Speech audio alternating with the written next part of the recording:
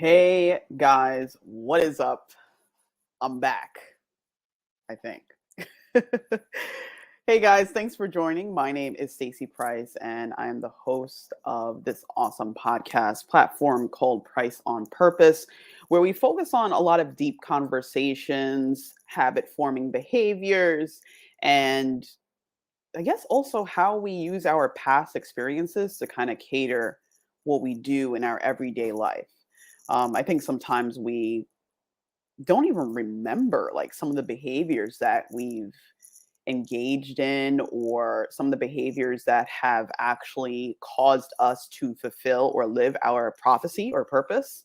So I love talking about those things because I like to share or see where, me and or myself and other people have some commonalities, but also to see how like if it's a behavior that's not actually supportive to you, of how you can actually find a way for it to support you. So I love conversations like that.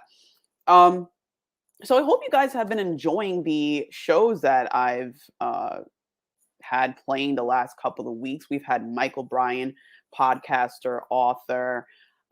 We've had who else? I think you guys saw Erik Allen, our bearded friend to the show. He is the host of. He has a media company called Erik Allen Media. He also does Top Rated MMA, which is a huge podcast out west in the United States. And of course, the most recent episode you probably saw was with Helen Edwards. She is the author of Nothing Sexier Than Freedom. She also has Sexy Freedom Media. She does, I was going to say pilgrimage. It's not a pilgrimage. It's not, what? Oh, retreats. Oh my goodness. My memory.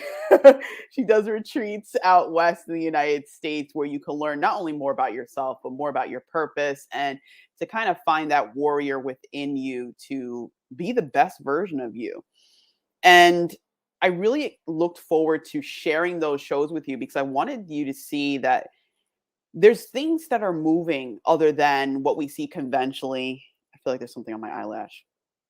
There's things happening on this planet that some people don't even know of. Like, I like to share news that is good news or share news that maybe started off not so good and went into something that actually somebody can grow from and share with others. I think at the end of the day, that's what helps us to be a cohesive unit where we can be better to not only ourselves, but to humanity and beyond. For example, with Michael Bryan, he kind of had some similarities to my upbringing where it was like, you were bullied in school. Well, for him, he had health issues and a lot of setbacks that he eventually turned into this amazing media platform and has even authored 2 books, which is just like insane. That's something I'm just like, sorry, I keep picking at my eye because I feel like something's like on it. You ever see something on your eyelash? You're like, what the hell is that? Yeah, that's where I'm at. So anyway, so I liked hearing from Michael because, uh, it was interesting how he manifests like a lot of the doubt that he experienced in his upbringing and how he lives with it now, but uses it to actually help others, which I think is the idea of life, right? I think living a life to ourselves is kind of doing a disservice to society. Shout out to Chanel Rose. She was just like, she always, you know, that I don't know why, but now I've heard that saying before, but I think because now I'm relating it to a person, like her name comes up in my mind. So shout out to Chanel Rose. She actually has an Airbnb challenge that's going on, I believe, right now. So make sure you go and follow her on Facebook and social media. But anyway, yeah, I liked his story, and we kind of picked apart different things about his childhood and how he adapted in his present day life. And Erik Allen, holy crap! That interview to me was amazing because I can't get the visual out of my head of what he experienced at such a young age as a teenager and how he witnessed his mother being abused by this man. And I just found it interesting that he got kicked out after that. He was the one that was removed from the household, not the guy. And it just seemed interesting because one, this story is not just for or just an experience that only happened to him. This is something that happens all over. the world where people are part of households with abusive, uh, whether it's a boyfriend or a partner, and the children usually witness this. And I find it interesting because when you're in an abusive household, you kind of have to figure out what habits you're aware of and how you can live with those habits in a way where you don't become what you saw. I think that's such a huge challenge, um, with that.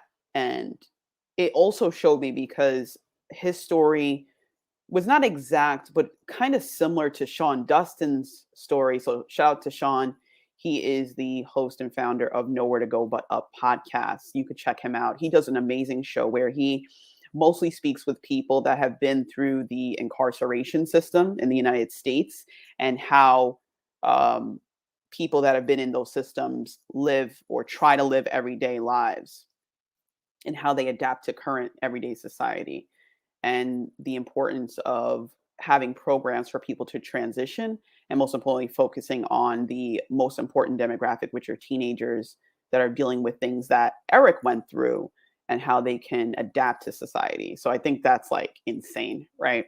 But the reason why I bring those two up is because it shows how important it is to focus on the youngsters and focus on the teenagers because that is such it seems to me, mind you, I'm not an expert in this. This is just based on experience and the experiences I had as a kid. I'm realizing how important that time period in somebody's life is. I think between the ages of like 1 and 3, we really start to formulate some core instincts in us. But then in those teenage years, I feel like there's another level to it where now it's what key ingredients or what key habits am I taking into adulthood?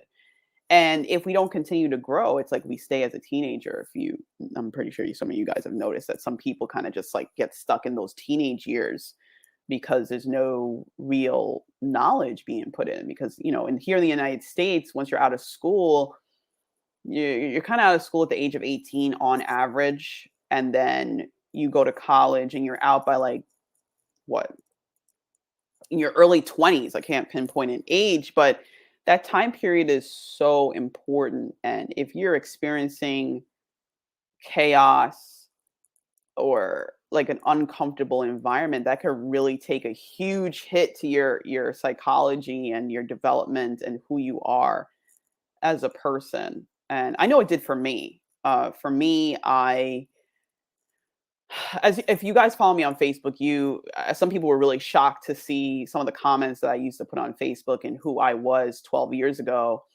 I was going through a very, very tough time. I don't even remember what year that was.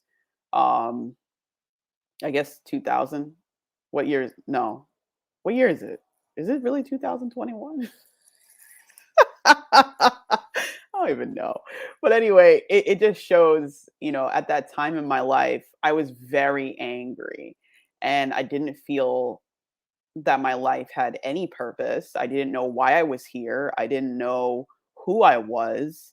And it just seemed like, in my perception, everybody else kind of had an idea of what they wanted to do and who they wanted to do it with and who's important in their lives. And I'm here just like trying to figure it out. And I thought it was such like a bad experience. But what I learned, it's about how you transition and most importantly to never stop learning. And I realize that is very important. And I have made an oath to myself to always continuously surround myself now with people that are constantly learning, sharing information, helping themselves to be their best self, through practice, through meditation, whatever it is, to really connect with their spirituality. I try and have that around me because I realize how important it is to be around people in environments where you feel supported and where you feel that you can be vulnerable in safety, you know? There's this great show that just started on Apple TV called Invasion. And I'm doing this from memory, so that's why my eyes are closed. So there's this part in the show where they show this kid and he's being bullied by this other student, and they have a vulnerable moment, and then the kid turns around and says like, screw you, like I was just messing with you, I don't give a damn about your upbringing, I don't give a damn what you're going through, like screw you. Like it was just really messed up. And it's so interesting because I think a lot of us, like, let me know in the comments about moments where you were vulnerable and you really exposed a piece of yourself, or exposed, you know, who you are in truth, and somebody just doesn't understand, or uh, you get chastised in a sense for feeling the way you do. I think that holds a big impact on your life, because as a human, if you think about it, when you have certain experiences, even though you may not want to typecast, and by typecast, I mean put a layer or say, like, this is the framework for if this looks like this, therefore this, right? I think our minds do that where we are not actually in the present moment.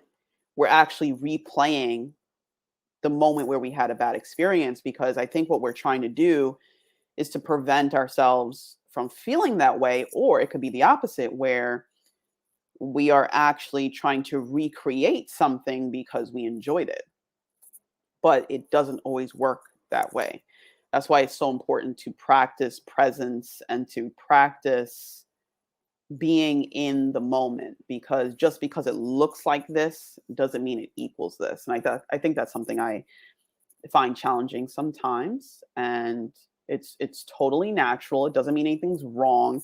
It just means, you know, it's important to it's very important to be aware and to be conscious of what you're going through. And if you are not, take a step back. Like, I feel like sometimes when we speak with one another, we always feel like we have to respond right away. And we don't actually take time to process and think, especially when it could be a tough interaction. Like, it's okay to think, you know, even like I remember in job interviews, like some people feel like they have to respond right away. And the issue with responding right away, we don't actually think about what we're saying. We just kind of react. And the goal is to be proactive, to really be like, okay, where is this going? You know, what's happening here? Like really process the reality of it and to be present. Um, I think that's really important. So I really liked those last 3 episodes. I hope you guys enjoyed them. Also, let me know as you watch this show if there's anyone that you feel would be great for this show, or even if yourself would like to participate in the show. Just let me know in the comments, or you could, where is it? Give me a minute. Let's see. Yeah, just follow me. Follow me on Price on Purpose. You could do that. You can follow me there. And as always, please feel free to click like and click share on this video. I would greatly appreciate that. Of course, sharing this is going to help a lot of people, because I think knowledge is meant to be shared. And also by sharing this show, you never know, you could be helping somebody that feels like this, and it helps us to not feel alone. Um, but yeah, I wanted to transition into something, because I titled this episode "Believe in What Drives You." And that is very personal, because sometimes the things that we feel are weird, or that maybe somebody wouldn't even understand it, there's a whole community just waiting for you. It's crazy. And not crazy. I gotta stop saying that. It's not crazy. It's refreshing. I think it's refreshing, because for me, I'm a very deep thinker. Anybody that has watched this show, you know that I'll be like, but what does it mean? And why does it mean that? And who said it? What is it? Like, question everything. And that is from Einstein. I love Einstein. And I even have E equals MC squared tattooed on my arm. That's just like my reminder. As I look at those pop figures, I have a pop figure of Einstein over there as a reminder to myself, to just don't always accept everything that is, there's always something else going on. And when we don't question our reality, we end up falling sometimes into somebody else's. And sometimes their reality is not really what's beneficial to our growth and who we are as people and how we find ourselves. So when I say believe in what drives you, it's important to go along with the things, like, how sometimes, like, you may like something and you're like, I don't even know why I like it. I just like it. Like, why do I like 1920s design? Or why do I love to read so much? Or why do I like this sport? Why is it that I need to make sure that I see or I'm around this person all the time? Like, it's important to question these things, because by questioning them, you find out what drives you.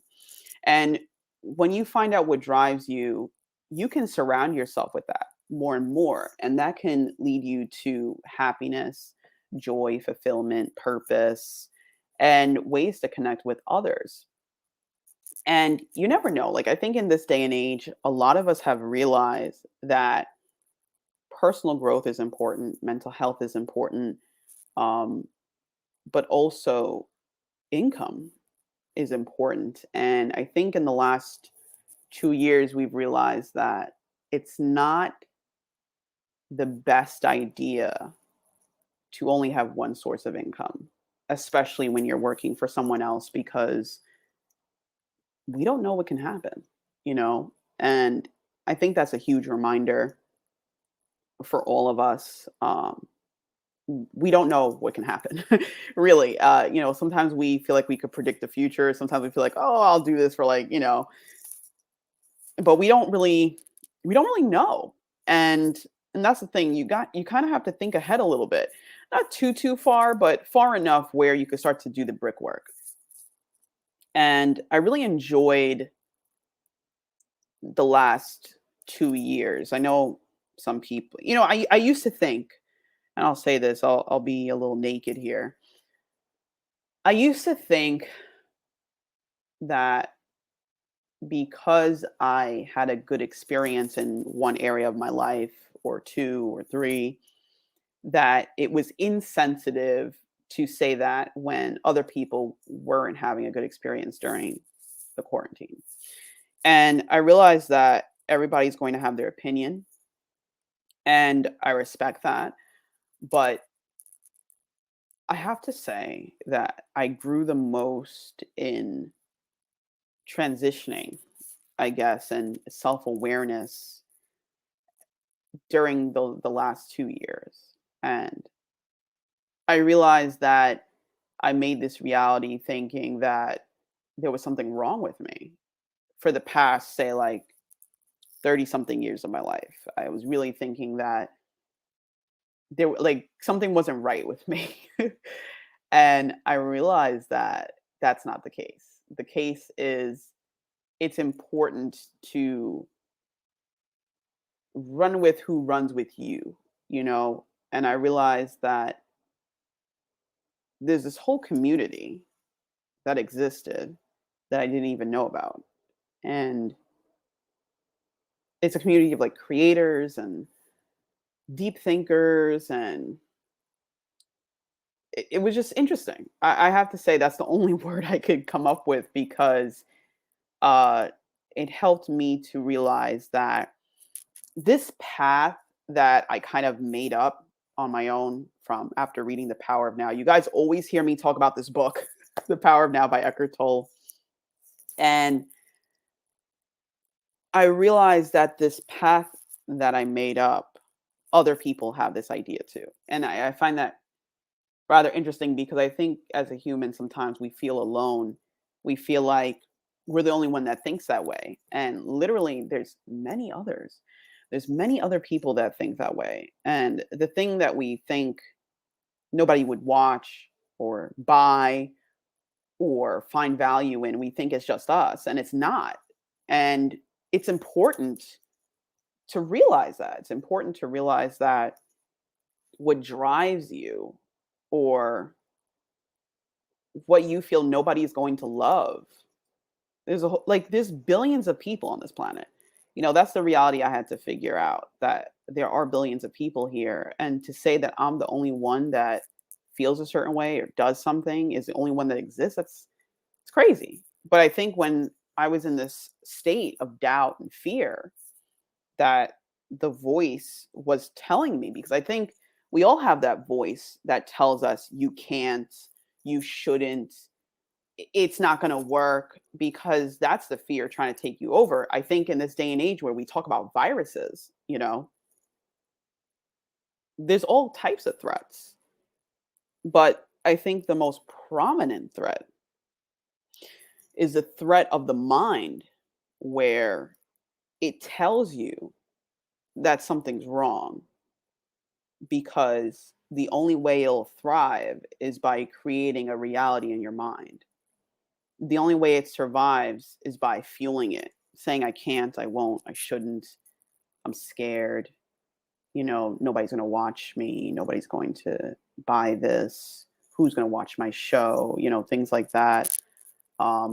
That's the fear trying to live in our minds to keep us in our comfort zone, because that's safe, But the more we practice operating outside of the fear, we realize that the fear didn't exist at all. It was just an idea.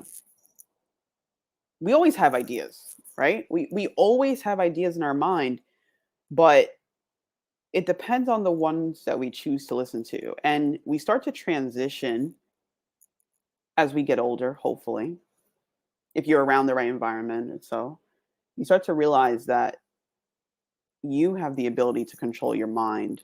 You don't have to have your mind control you. For example, public speaking is something that I love in my heart, but I resist it from time to time because I fear it a little bit. It's like, oh my God, these people are. It's interesting when people are actually paying attention to you. It's an energy thing for me. It's like, I can see you looking at me. Like, I could feel that you're listening. And coming from my past where I wasn't seen and heard, it's totally new. So I challenge you to think about the things you do.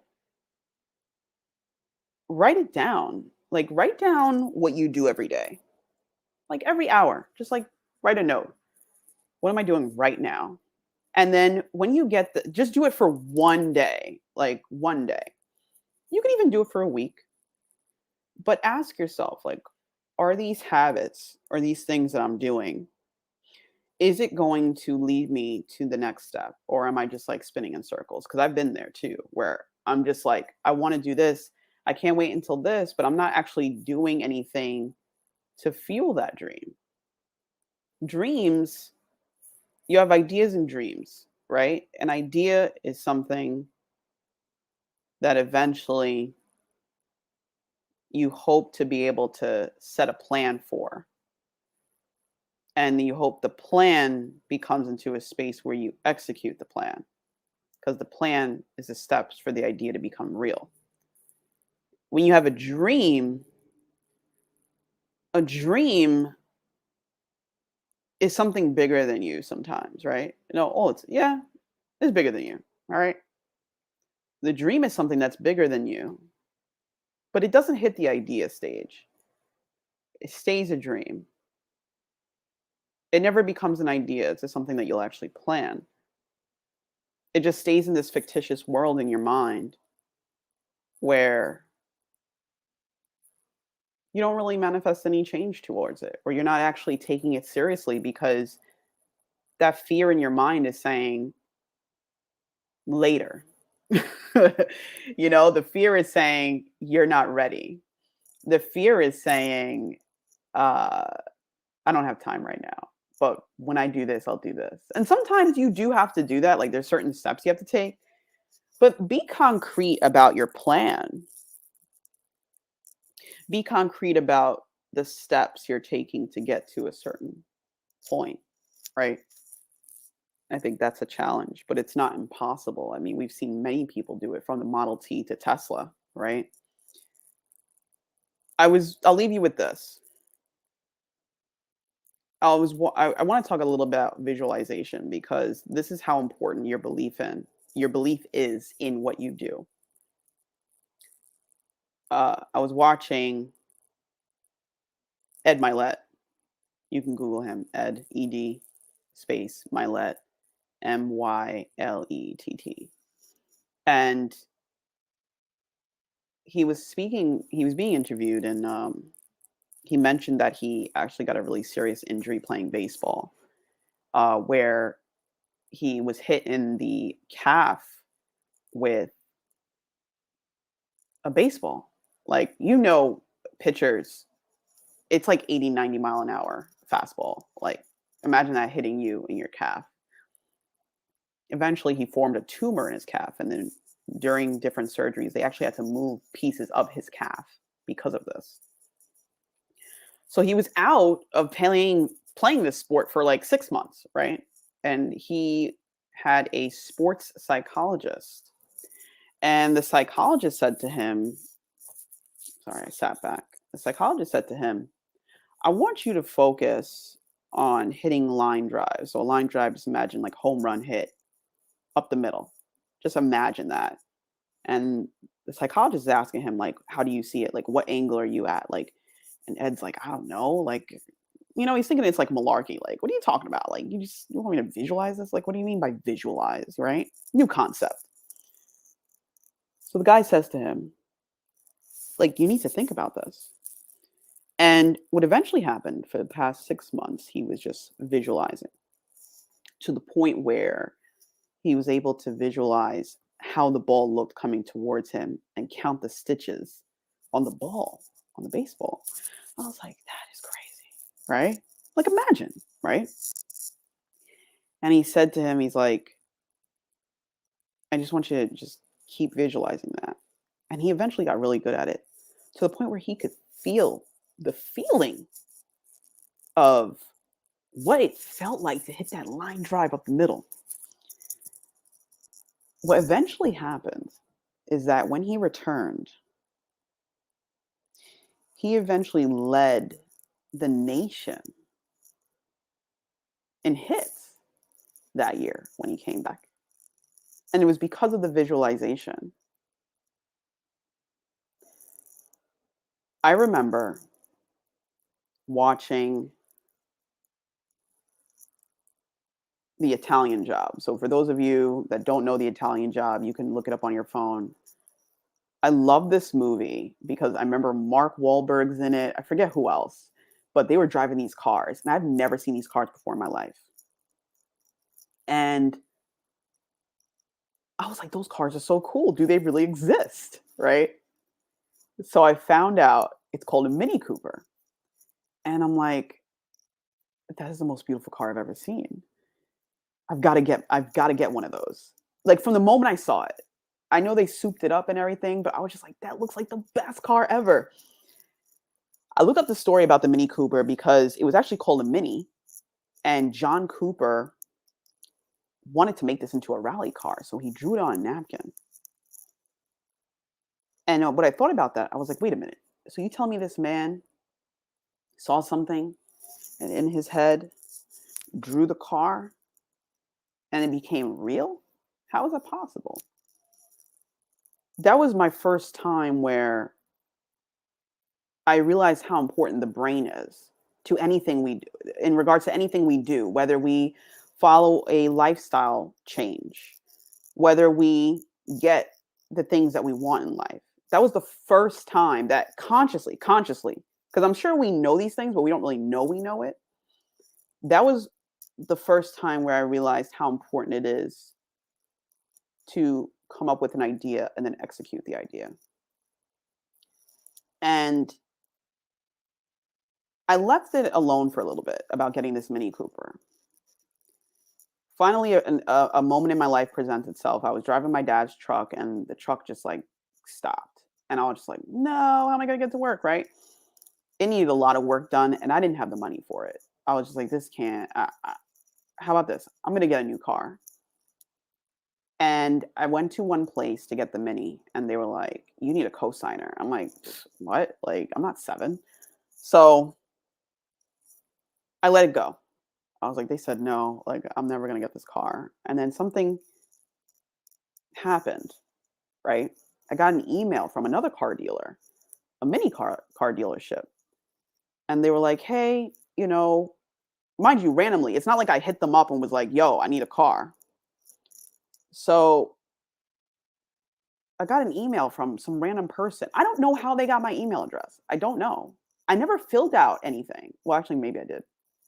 Did I? I think I went on the mini website and this is where my visualization started. So I went on the mini website and I was like, if I could have any mini, what would it look like? And I started to, because you could actually go and design it. And I was like, man, that's a beautiful car. I just need to get in it. And the first time I test drove it was here in Huntington. And man, I was so nervous. I was so nervous driving this car. I was just like, oh my God.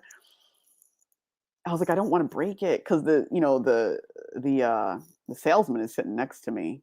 And I think my friend of mine was sitting in the back. And I'm just like, oh my God. Like, you know what I mean? And I got so scared because I was just like, "Oh my god, like, I don't wanna break anything, it's not mine." Like, I couldn't really experience it, right? So then my niece actually, when a couple weeks later, I get this email, and they're like, "Come on down to this mini dealership. We'd love to help you. You can get approved, blah, blah, blah, blah, blah." I'm like, salespeople always send these emails, like, I'm not even worried about it. But there was something in me that said, like, "Yo, it's time, like, go get your car." And I remember between this time period before I actually went and from, you know, when I was having car issues, I would watch videos. They have point of view videos for cars, right? Where somebody's driving the car and they have like a camera on their head and you could feel like you're driving it. So I would literally sit in front of my computer and pretend I'm going through the turns. And I would imagine feeling the steering wheel and the blinker. Like, I know my niece and, like, my girlfriend are like, "Oh my god, that blinker is so loud." There's something so satisfying about the Mini Cooper blinker. I don't know what it is. It just sounds like a good solid blinker. And I would hear it in my dreams. I would dream about driving this car. I dreamt and I would watch these videos over and over again to the point where I could smell the car, and it became real in my mind. And eventually, I went down to this car dealership, and my niece is like, "Yo, just go get your car. Go get your car." I'm like, I don't know. Like, I don't have credit like that. Like, I don't know if they're gonna give me this car." And she's like, "You're gonna get the car. You're here. They wouldn't have you sitting there for no reason." I'm like, "You don't know." Like, literally, we were on a phone for like a good 20 minutes, and I'm telling her how much this is not gonna happen. And she's like, "It is. It is." And to the point where the guy's like, "All right." He's showing me how to do everything, and he's like, "Have a nice day. Like, if you have any questions, let us know." I'm like, "What?" And he's like, "Yeah, it's your car now. Like, here's your payment plan or whatever, and have a nice day." I'm like, "You kidding me?" And I was like, "Oh my god!" And when I got in the car, I was like, "I'm supposed to drive this away now?" I couldn't believe it. I couldn't believe it. I was like, "What?" What I'm trying to say to you is that visualization works. But like it is said, faith without actions is dead. Anything you want in life, you have to visualize it. It has to be real to you. You have to spend time in the feeling. Like, I'm talking to the point where you like you're there. It works. but you have to work towards it. It's not just visualizing it alone. You have to take the steps. I visualize being on the radio. I visualized talking into a microphone. I visualized making a difference. I visualized connecting with people and helping them through depression, through anxiety, the things that I went through. And here I am doing this.